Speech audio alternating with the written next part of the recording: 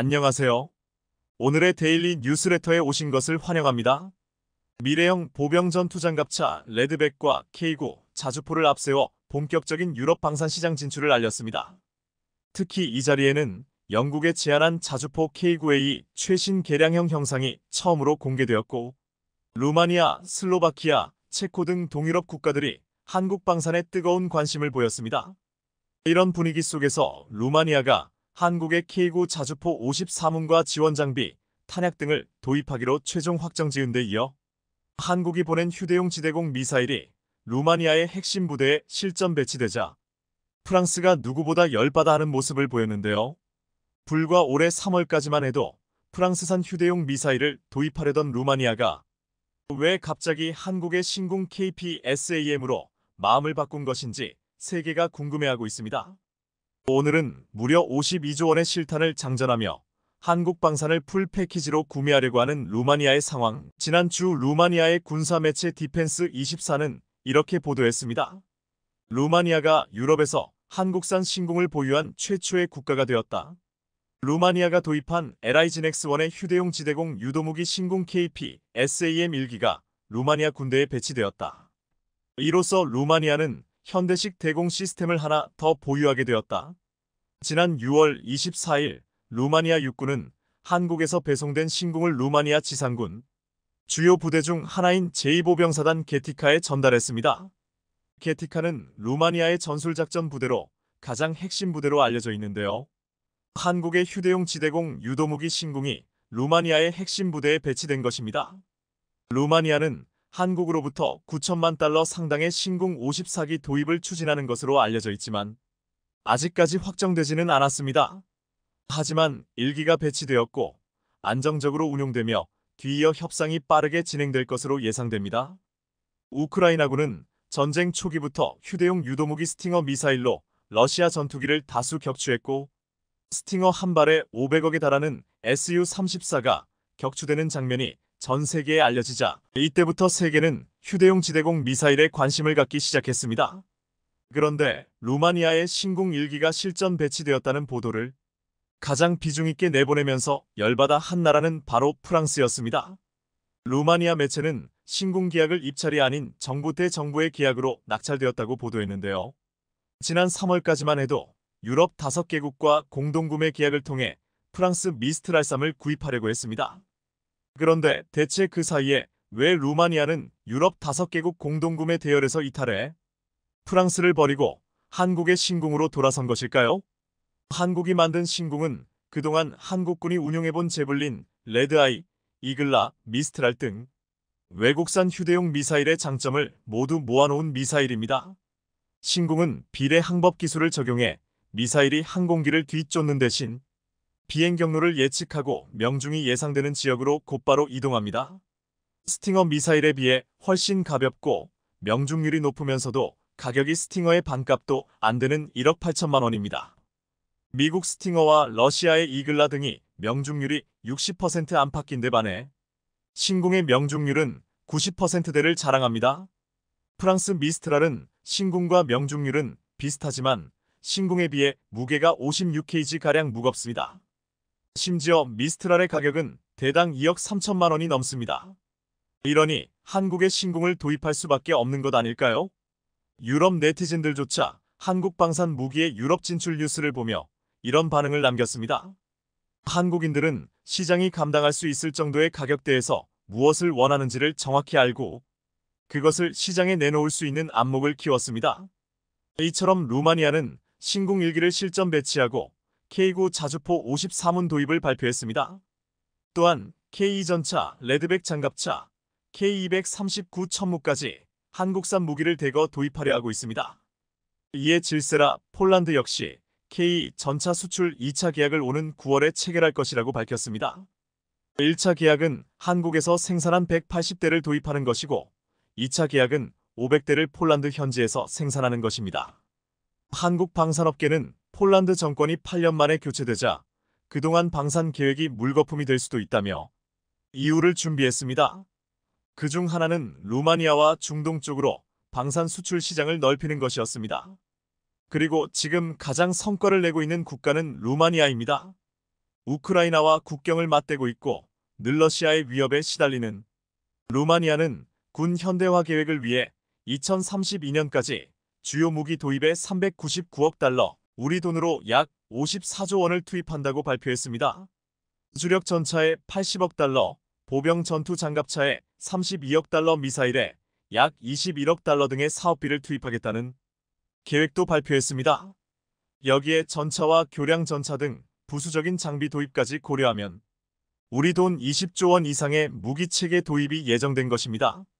그런데 공교롭게도 루마니아가 도입하려는 모든 무기체계는 한국이 가장 잘 만드는 것이라 한국산이 유력하게 거론되고 있습니다. 이 모든 것이 현실화되면 한국에게 약 20조 이상의 무기를 구입할 가능성이 높아진 겁니다. 폴란드와 루마니아가 한국산 무기를 구입한 이유는 뛰어난 성능과 경쟁력 있는 가격, 그리고 빠른 납기가 주요했습니다. 물론 기술 이전과 현지 생산도 이들 나라들에게는 중요한 문제였습니다. 그런데 폴란드는 K 전차 1000대를 도입하면서 폴란드 현지에서 500대를 생산하고 이후 유럽 내 한국형 전차 K 생산의 중심지가 될 것이라고 했습니다. 폴란드는 AS-21 레드백에 대해 현지 성능 테스트를 요구했는데요. 레드백에 대한 현지 성능 테스트에서 참가한 군인들의 호평이 이어지자 이 테스트는 오히려 레드백에 대한 엄청난 홍보 효과를 거뒀습니다. 당시 현지 실전 테스트 팀장이었던 크시슈토프 하넥 중령은 레드백에 대해 이렇게 말했습니다. 우리 기계화부대 입장에서 보면 레드백은 21세기로 진입이다. 이전 장갑차인 BWP-1과 비교하면 50년은 도약한 셈이다. 다양한 국가에서 사용되는 전투 차량에 대한 현대 전쟁의 기본 요구 사항을 충족하는 차량임이 분명하다고 했습니다. 당시 폴란드 매체 디펜스 24 역시 하나 디펜스가 개발한 보병 전투 차량인 AS-21 레드백 테스트에 참가한 팀원들의 코멘트는 이 한국산 장갑차에 대한 칭찬으로 가득 차 있고 이들은 시스템의 네트워크 특성, 무기 작동의 직관성, 밤의 어려운 지형에서 정전 모드로 이동하는 이점, 즉 모든 차량 조명을 끄고 수동 열화상 시스템만으로 이동 가능한 야간 주행 시스템 등을 아주 높이 평가했습니다. 한편 한화는 호주 질롱시에 건설 중인 생산 공장을 약속 기한보다 4개월이나 앞당겨 건설했고 대규모 직원 채용에 나섰습니다. 이곳에서 K9 자주포와 탄약, K 전차, 레드백 장갑차 등을 생산할 예정입니다. 이처럼 무기에 대한 빠른 납기만큼이나 빠르고 신속한 현지 공장 건설 능력은 무기 구매에 관심이 많은 나라들에게 한국에 대한 좋은 이미지를 심어주는 또 하나의 강점으로 작용하고 있습니다. 최근 이탈리아는 11조 원 규모의 독일 레오파르트 EA 전차, 장갑차 도입 사업을 전면 취소했습니다. 가장 큰 사유는 독일 방산업체가 이탈리아 현지 공장 건설 불가 및 이탈리아 생산업체 참여 불가 입장을 고수했기 때문이었습니다. 사실 현지에 공장을 건설하고 현지인을 고용하는 것은 결코 쉽지 않은 일입니다. 현지인에게 기술 교육을 하는 데에는 막대한 시간과 비용이 들고 이후에도 숙련된 기술자가 되기까지 상당한 시간이 소요되기 때문입니다. 최근 루마니아는 하나가 호주에 신속하게 군수 공장을 짓고 그 지역 사회가 바뀌는 상황을 목격하면서 자신들도 하루속히 K9 자주포 공장을 짓고 또한 K 전차까지 도입해 이 공장에서 생산하고 이를 유럽에 수출할 계획까지 세우고 있습니다. K9 자주포를 도입하기로 계약을 맺고 레드백 장갑차까지 도입을 고민하고 있는 루마니아 군 고위 관계자들은 얼마 전 방산 전시회에서 레드백에 실제로 탑승해 본 뒤 입을 다물지 못했다는 후문입니다. 현지 매체들은 루마니아 현지에서 생산하게 될 K9의 차체를 실제로 AS-21 레드백에서 사용하기 때문에 함께 생산하면 상당한 비용 절감과 효용성을 가질 수 있다면서 현재 루마니아 장갑차 도입 사업에서 가장 유력한 후보는 단연 레드백이다라고 했습니다. 해외 군사 매체 밀리타니는 이탈리아는 679대의 보병 전투 차량을 구매할 계획이며 다르도 IFV와 이탈리아산 VCC, M13 장갑차를 교체하는데 중점을 둘 계획이다 라고 밝혔습니다. 이탈리아 보병 전투 차량의 유력한 후보는 독일과 프랑스 합작회사의 링스 장갑차였지만 레오파르트 사업이 물거품되면서 이 사업 역시 불투명해졌고 그래서 결국 가장 유력한 후보는 한국의 레드백이 떠오르고 있습니다. 독일과 달리 현지 생산, 현지 인력 투입 등에 대해 가장 호의적인 나라가 한국이기 때문입니다. 그런데 지금까지 K 전차 유럽 생산의 중심은 폴란드가 될 것이라고 예상했지만 만일의 경우 재정적 문제로 곤란을 겪고 있는 폴란드가 한국과 K 전차 2차 계약을 빨리 할 수 없거나 계약에 문제가 생긴다면 어떻게 할 것인가? 한국 방산업계는 이 문제에 대한 대안을 찾아야 했고 루마니아는 훌륭한 대안이 될 것입니다. 심지어 K 전차를 생산하는 현대로템은 K 전차 구매와 함께 루마니아의 노후화된 철도 인프라 개선에 현대로템이 기술적 지원을 할 수 있다는 솔깃한 제안도 했습니다. 루마니아 방산 전문지 디펜스 루마니아에 따르면 현대로템은 루마니아와 K 전차 구매 생산 협력에 관심이 있을 뿐만 아니라 철도 인프라 투자에도 협력 가능성을 열어두고 있다. 현대로템은 K 전차뿐만 아니라 철도도 생산한다. 인프라, 특히 도로철도 현대화에 있어 현대로템은 좋은 파트너가 될 수 있다. 고 보도했습니다.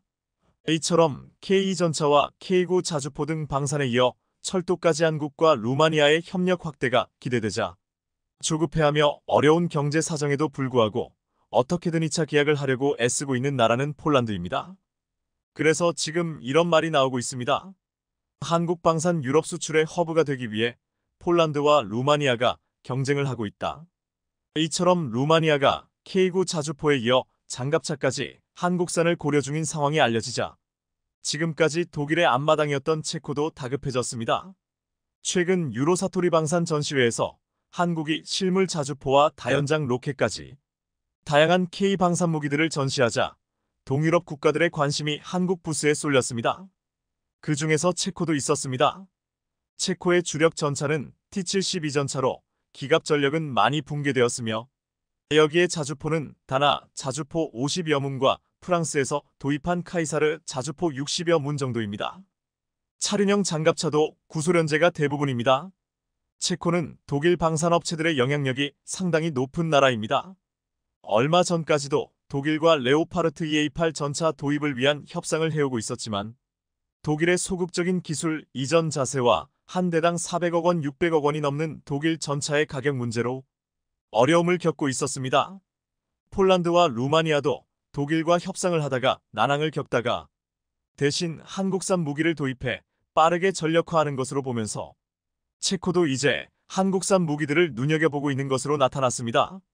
더구나 폴란드가 도입한 한국산 무기들의 성능이 우수한 것을 보면서 동유럽의 한국산 무기에 대한 입소문이 자자하고 지금이야말로 체코도 마음이 움직일 여지가 충분하다고 보고 있는 건데요. 특히 폴란드 현지에서 흑표 전차가 생산되면 폴란드로부터 흑표 전차를 도입할 가능성이 높다는 게 방산 전문가들의 시각입니다. 이렇듯 한국에 대한 관심이 높아지면서 루마니아가 그랬듯 체코도 정부 차원의 대규모 협상단을 한국에 파견할 준비를 하고 있는 것으로 알려졌습니다. 한국으로서도 루마니아와 체코, 슬라비아를 묶어 방산 시설을 만든다면 한국산 무기의 유럽 진출을 더욱 가속화할 수 있습니다. K방산은 이러한 글로벌 러브콜 덕분에 올해 수출 목표 27조 원 달성해 K구자주포가 고원에 진입하자 인도는 복수를 외쳤다. 우리 인도인들은 다음에 무슨 일이 일어나더라도 중국과 1대1로 싸울 용기가 있다. 한번 사자는 영원한 사자라는 것을 기억해라. 인도의 총선이 끝나자 중국이 크게 긴장하고 있습니다. 인도가 층선 이후 K구자주포를 추가 도입하겠다고 말해왔기 때문입니다. 그것도 최초에 100문을 추가 도입한다고 했지만 이제 수량이 200문으로까지 늘어났습니다. 중국에서는 K구자주포 가자 국산 PLG, 오나 PCL-181보다 성능이 떨어진다고 깎아내리고 있지만 지금 인도가 K구자주포를 도입하는 것을 강하게 반대하고 있습니다. 어떻게 한국이 이럴 수 있냐는 식입니다. K구자주포는 인도에서는 힌디어 천둥을 써서 K구바지라라고 부르고 있습니다. 바지라는 불교에서 제석천이 아수라를 무찌를 때 쓰는 무기인 금강저라는 뜻도 있습니다. 인도는 하나 디펜스로부터 2018년 말 인도받은 K구자주포 신문이 이미 인도와 파키스탄 간 실전에서 탁월한 능력을 발휘하는 것을 경험했습니다. 당시 파키스탄은 중국의 최신 자주포 PCL-181의 수출형 SH-15를 내세웠고 인도는 한국산 자주포 K구바지라를 내세웠는데 K9 바지라가 완승한 것으로 알려졌습니다.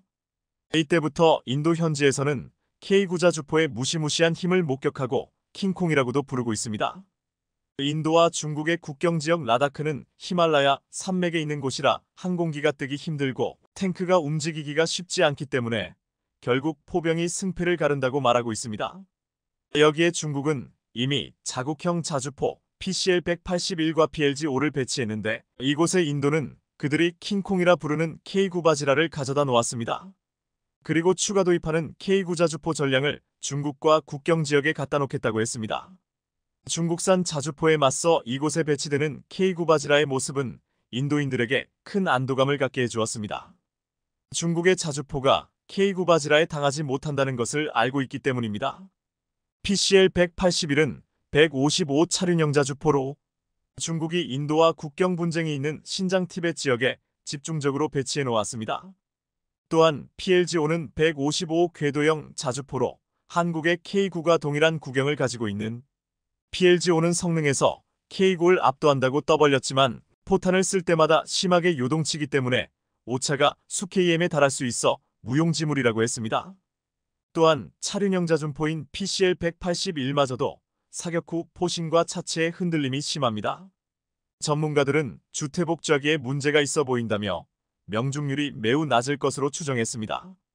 이 때문에 K9 자주포 200대를 추가로 도입하는 인도가 실전에 배치한다면 중국산 자주포는 거의 사격용 표적에 불과할 것이라고도 말하고 있습니다.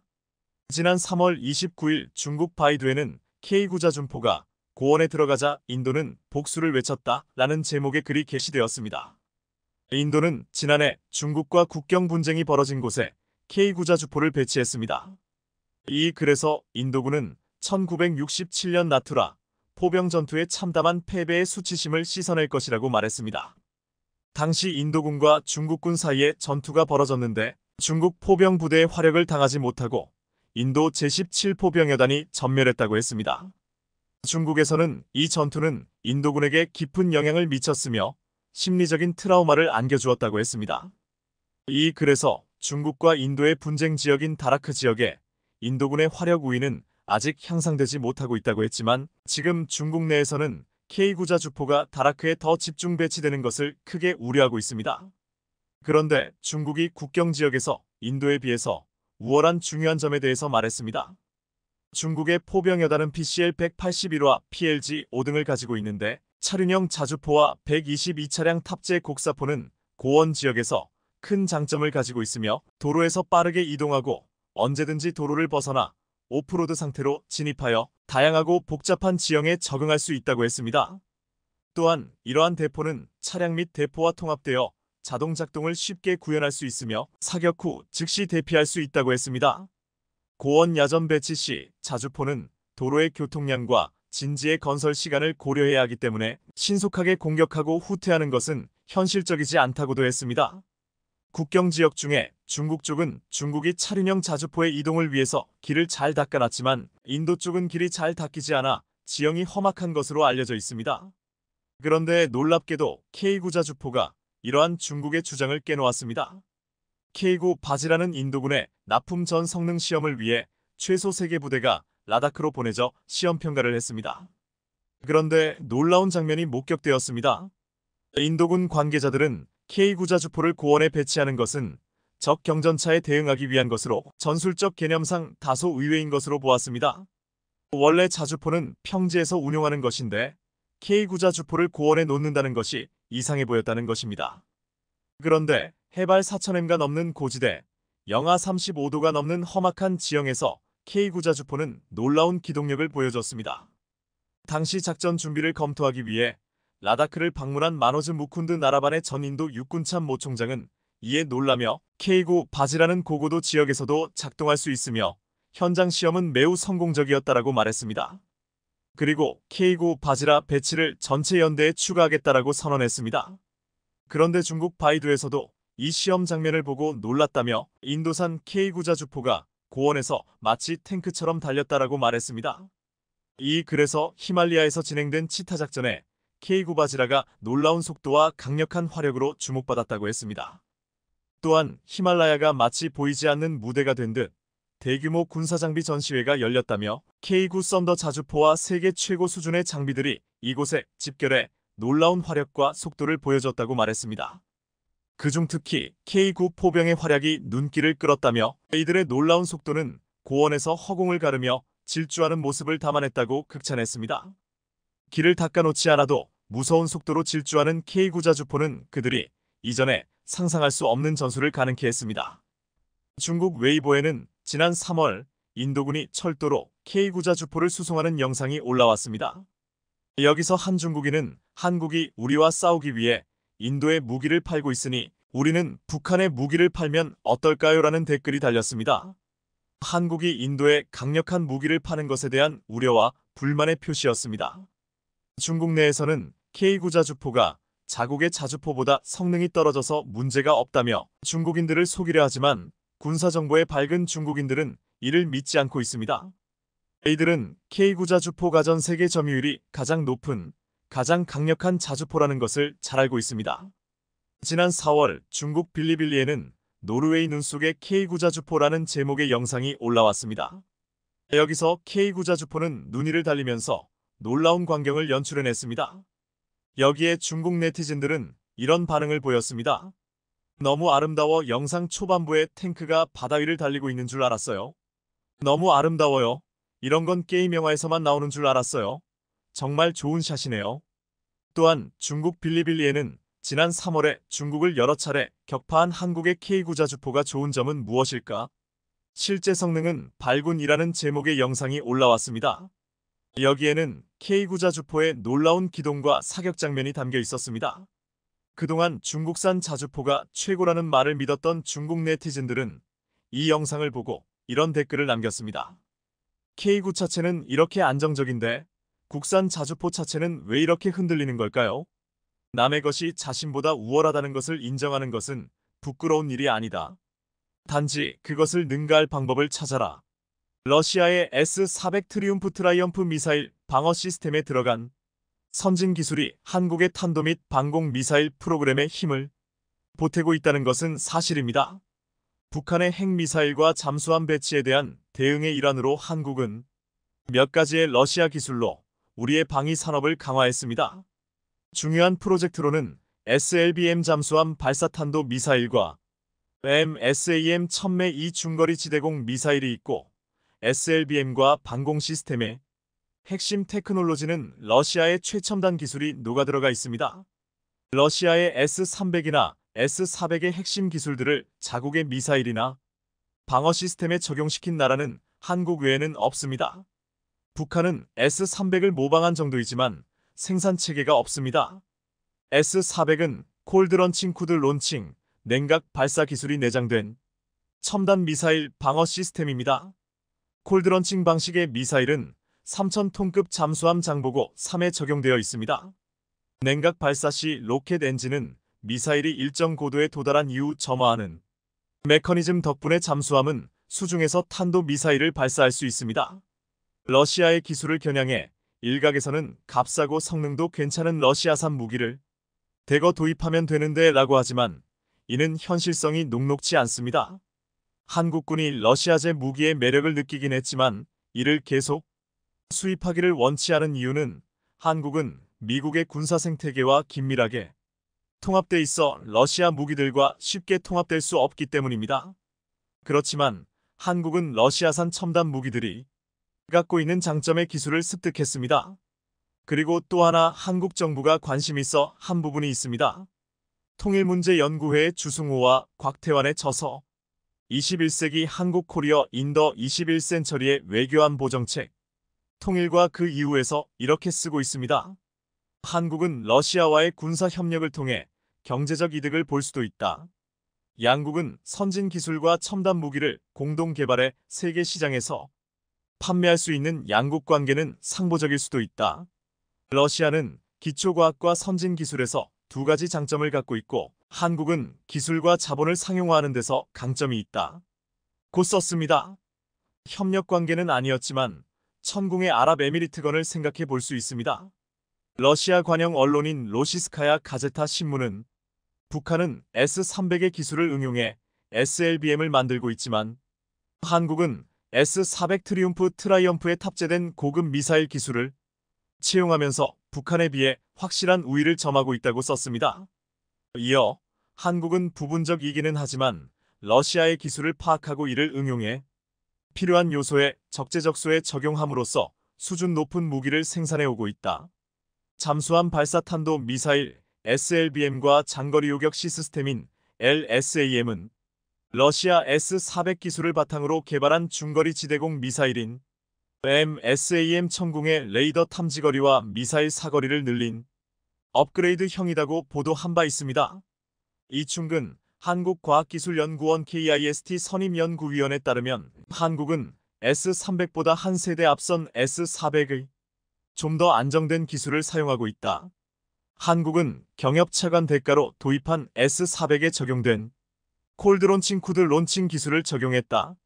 화약이 아닌 가스압 발사 방식으로 수면 위에서 미사일을 점화시키는 콜드 론칭은 SLBM의 가장 핵심적인 기술로 S-400의 기술을 적용한 것이다.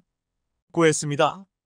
S-400의 특징 중 하나는 수직 발사 뒤 공중에서 전파로 표적에 유도된다는 것인데 이런 기술은 공격에 대한 반응 시간을 획기적으로 줄여주는 것으로 알려져 있습니다. 그 속도는 표적물 방향으로 발사대를 조준해야 하는 미국의 방어 시스템보다 약 6배 빠르고 또한 S-400은 적의 미사일 공격을 허용할 수 있는 사각지대를 완전히 없앴다고 주장합니다. 물론 이는 실증되지 않았습니다. 여하튼 이런 핵심적인 기술을 국방과학연구소 ADD가 습득했다는 것입니다. 2013년 한국은 러시아의 차세대 대공 방어 시스템 비타지비 B기술에 기반한 중거리 지대공 유도무기 천궁 MSAM을 양산하게 됩니다. 국방과학연구소 ADD는 2001년 러시아 방공미사일 시스템 제조사이자 연구기관인 알마즈 안테이와 중거리 대공 방어체제 개발에 관한 협정을 체결했는데 기술적 토대는 러시아의 지대공 요격 미사일 S-300이었습니다. 한국은 S-300 기술을 기반으로 트럭에 적지 않은 소형 레이더 시스템을 개발했고 중거리 지대공 유도탄 천궁을 개발한 그 기술적 기반은 러시아 미사일 9M96이 기술입니다. 한국이 러시아, 프랑스, 일본에 이어 네 번째로 이 같은 무기를 개발할 수 있었던 것은 러시아와의 협력으로 인해 한 축이 완성될 수 있었기 때문입니다. 하지만 대한민국 육군의 포탄은 그들의 전투력이 고스란히 담겨 있다. 단계적으로 기술을 습득한 천궁 MSAM은 완벽하고 입체적인 대공 방어 및 미사일 방어체제 구축의 첫 단계였고 두 번째 천궁 2단계에서는 S-400 트리움프 기술을 적용한 탄도미사일 격추 시스템 개발로 이어졌습니다. 한화시스템 용인연구소의 관계자는 LSAM이 아직 4등급은 아니지만 앞으로 개발할 만한 기술 기반은 충분히 구축됐다. 고 했습니다. LSAM 개발에 이어 4등급 성능으로 개량한 LSAM-2를 기대할 수 있다는 의미입니다. 2024년 LSAM 개발이 완료되면 추후 고도 1540km를 담당하는 패트리어 PAC-3과 천궁-2 고도 4070km의 LSAM과 4150km을 담당하는 주한미군 사드와 결합해 1차적인 KAMD가 사실상 완성됩니다. 2013년 LSAM은 사드의 한반도 배치 논의가 꿈틀거렸던 당시 독자적 상층 방어수단이 없던 한국은 미 본토에서 운용 중인 사드 포대의 대표단을 보내 사드 체계 구입에 관심을 표명했습니다. 그러나 사드의 4150km 요격 고도가 너무 높아 수도권 방어의 적합성에 대한 우리의 질문에 미국 측은 확실한 답변을 하지 못했습니다. 또한 미국 측이 제시하는 가격은 무려 당시 2조 원에 육박하는 고가격이었고 유지 보수 비용 역시 감당하기 어려웠습니다. 그런 이유로 방사청은 결국 우리 여건에 맞는 LSAM 개발로 방향을 틀게 됩니다. 2015년 탐색 개발을 마치고 체계 개발에 착수해 시제기가 발표되었고 2024년 개발 완료 및 2026년 전력화가 목표입니다. LSAM이 한국형 사드로 불리는 이유입니다.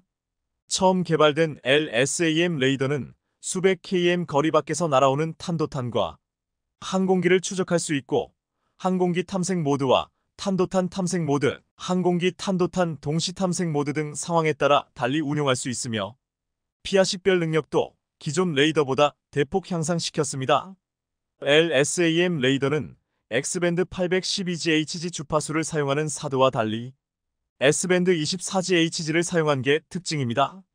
S밴드는 저출력으로도 탄도미사일뿐만 아니라 항공기를 탐색할 수 있는 장점이 있는 반면 정밀도는 상대적으로 떨어지는 단점이 있지만 LSAM 레이더는 수천 개의 소자를 독립적으로 작동시키고 이를 통합, 운용하는 기술을 통해 단점을 극복했다는 게 하나 측의 설명입니다. 이 시스템에 국방과학연구소로부터 이전받은 러시아 S-400 기술이 적용되어 있습니다. 허드슨 연구소의 정치군사분석센터장은 한국의 MSAM은 S-400 다기능 X밴드 레이더에서 얻은 기밀 정보를 포함해 러시아 방산업체인 알마즈 안테이사 S-400의 미사일 기술을 채용했다고 밝히고 있습니다. MSAM이 탄도미사일과 항공기 모두에 대항하도록 설계되어 있는 것은 대항공기 방어용인 S-400과 탄도미사일 방어체계인 사드의 장점만을 적용시킨 유일한 사례로 꼽힙니다. LSAM은 군의 독자 방공망인 한국형 미사일 방어체계 KAMD의 마지막 퍼즐입니다. 전력화되면 하층 방어용인 한국군의 패트리엇 미사일 체계와 중층 방어용이자 천공이로 알려진 중거리 지대공 유도무기 MSAM과 연동이 가능해 군의 독자적인 다층 복합적 방어체계가 완성됩니다. LSAM 체계 통합시험에 이은 최종 완성은 오는 2024년 11월까지 완료할 계획이고 전력화 시기는 2026년입니다. 방산업계 관계자는 미사일을 고고도에 올리는 기술은 아직 좀 차이가 나지만 레이더 자체만 놓고 본다면 LSAM이 사드에 결코 밀리지 않는다. 레이더 분야 최강국인 미국이 약 10년간 10조 원을 들여 개발한 기술을 우리는 더 짧은 기간에 10분의 1 가격으로 성공한 것은 세계 레이더 기술에 기록될 만한 업적이라고 설명했습니다. 우리나라의 레이더 개발 역사는 약 30년으로 방산 선진국들에 비해 매우 짧지만 그 짧은 기간에 올린 성과만큼은 전 세계 방산 역사상 손에 꼽는다는 평가를 받습니다. 전 세계에서 유일하다는 것입니다.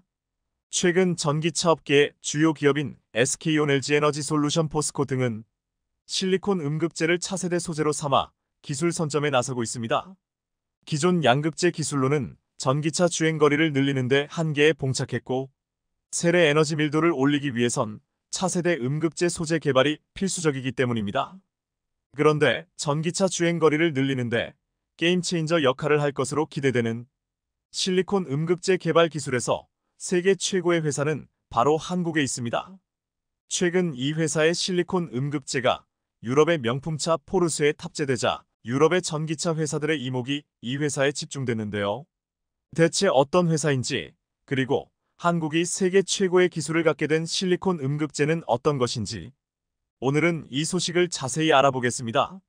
지금까지 전기차 배터리의 딜레마는 용량이 늘어나면 무게와 크기가 늘어나고 용량을 줄이면 성능을 제대로 발휘하지 못한다는 점이었습니다. 주요 전기차 시장인 미국과 유럽에서는 대형차 선호 현상이 있지만 전기차의 중량을 고려하면 배터리의 무게와 크기를 무작정 늘리는 것도 쉽지는 않습니다. 그래서 배터리 업계가 찾아낸 해법은 구성 물질을 바꿔 에너지 밀도를 높이는 것이었습니다. 에너지 밀도가 높아지면 배터리 안에서 리튬이온이 오가는 거리가 짧아져 충전 속도나 출력이 높아지기 때문입니다. 배터리에서 양극재는 용량이나 전압을 결정하고 음극재는 충전 속도와 수명에 영향을 줍니다. 그래서 지금 주목받고 있는 소재가 바로 실리콘 음극재입니다. 전기차는 기존 내연기관차와 비교해 주행거리가 짧은 편입니다. 따라서 전기차 대중화를 위해선 결국 충전 용량을 크게 늘려야 하는데 이 과제 해결해 주는 게 바로 실리콘 음극재이기 때문입니다. 실리콘 음극재 비중이 10%를 넘으면 보통 30분 이상 걸리는 전기차 충전 시간을 5분가량으로 줄일 수 있습니다. 그야말로 전기차 시장의 획기적인 소재, 게임 체인저가 되는 것입니다. 이렇게 되면 전기차 충전 시간과 내연기관 주유 시간이 비슷해지는 것으로 전기차 시장은 폭발적으로 성장하는 계기가 될 수 있습니다. 그래서 지금 테슬라도 포르쉐도 실리콘 음극재를 자신들의 신형 전기차에 속속 도입하고 있습니다. 실리콘 음극재는 이론적으로 기존 흑연계 음극재보다 에너지 용량이 10배에 달합니다.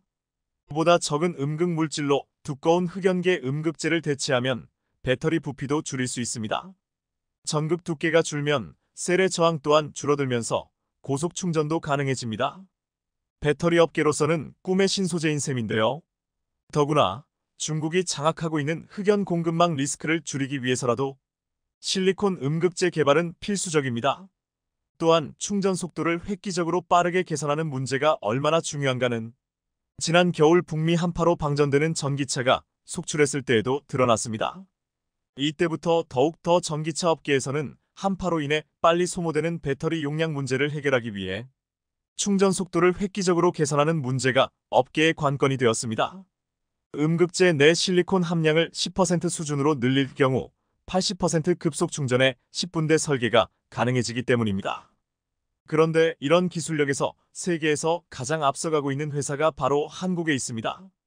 대주전자재료.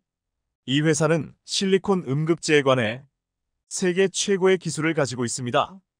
대주는 지난 2011년 실리콘 음극재 개발에 돌입했고 2010년대 중반부터 LG화학과 손을 잡고 전기차 배터리용 실리콘 음극재 연구를 시작했습니다. 특히 대주전자재료가 SiO 물질을 전달하면 LG에너지솔루션이 흑연 음극재와 섞는 방식으로 협업을 계속해 2019년 첫 납품이 이뤄지면서 대주의 실리콘 음극재가 포르쉐 세단에 들어가게 됩니다. 대주전자재료는 2019년 세계 최초로 고효율 실리콘 음극재 상용 공급을 시작한 후 글로벌 배터리 제조사들과 다수의 실리콘 적용 연구 개발을 진행해 오면서 최근 LG에너지솔루션에 이어 SK온까지 고객사로 확보해 이제 명실상부 세계 최고의 음극재 회사로 인정받고 있습니다. 또한 대주의 실리콘 음극재는 이미 세계적인 자동차 브랜드 포르쉐 타이칸, 아우디 이트론, GT, 마세라티, 그란투리스모 폴고레에도 쓰이고 있습니다. 그런데 이번에 실리콘 음극재의 성능을 2배로 끌어올린 신기술이 등장했습니다. 이 기술이 포르쉐 전기 스포츠 세단에 탑재될 예정이라는 것이 알려지면서 세계 전기차 업계의 관심은 이 회사가 도대체 어디인가에 쏠렸는데요.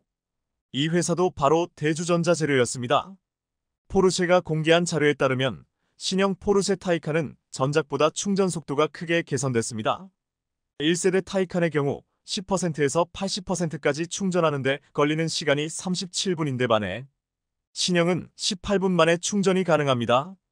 현재까지 상용화된 차량 중 실리콘 비중이 가장 높은 것으로 충전 시간이 획기적으로 단축된 것인데요.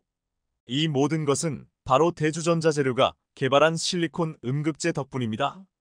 1세대 포르쉐 타이칸에는 실리콘 함량이 5%인 음극재가 적용된 반면 이번에는 대주가 개발한 실리콘 함량이 8%로 늘어난 음극재를 사용하기에 가능한 일입니다.